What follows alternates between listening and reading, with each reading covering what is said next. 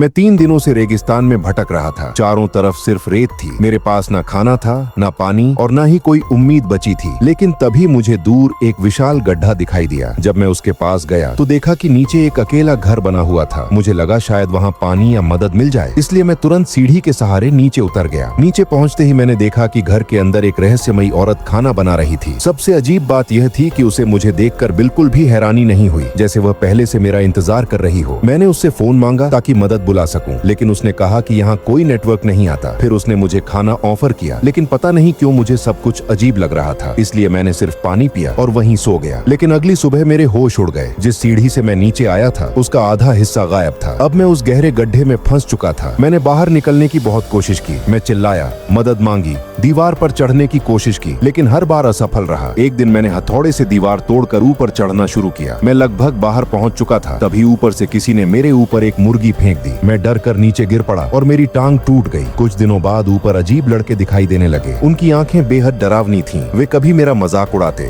तो कभी खाना नीचे फेंकते। धीरे धीरे मुझे समझ आने लगा कि मैं किसी डरावने जाल में फंस चुका हूँ। फिर एक दिन मुझे उस औरत का सबसे खौफनाक सच पता चला। वह जानबूझकर आदमियों को इस गड्ढे में फंसाती थी ताकि उनसे बच्चे पैदा कर सके, और ऊपर रहने वाले सारे जंगली लड़के उसी के बेटे थे। ये सुनकर मैं पूरी तरह टूट गया। मुझे समझ आ गया कि मैं कभी मेहमान था ही नहीं, मैं सिर्फ एक शिकार था। मैंने भागने की आखिरी कोशिश की। एक लड़का मेरी मदद करने को तैयार भी हो गया, लेकिन अगले ही दिन बाकी लड़कों ने उसे मार डाला। उसके बाद उस औरत ने मुझे कैद कर दिया और कहा कि बच्चा पैदा होने के बाद मुझे भी मार दिया जाएगा। फिर आखिरकार वह दिन आ गया। ऊपर से फिर एक सीढ़ी नीचे आई। मेरे पास भागने का आखिरी मौका था। मैं धीरे धीरे सीढ़ी की तरफ बढ़ने लगा, लेकिन तभी पीछे से एक नवजात बच्चे के रोने की आवाज आई। मैं रुक गया। मैंने पीछे मुड़कर अपनी बेटी को देखा और उसे अपनी गोद में उठा लिया, लेकिन अगले ही पल पीछे से एक लड़का आया और एक ही वार में मेरा गला काट दिया। मैं वहीं मर गया और उस अभिशप्त गड्ढे के अंदर एक नई डरावनी कहानी शुरू हो गई।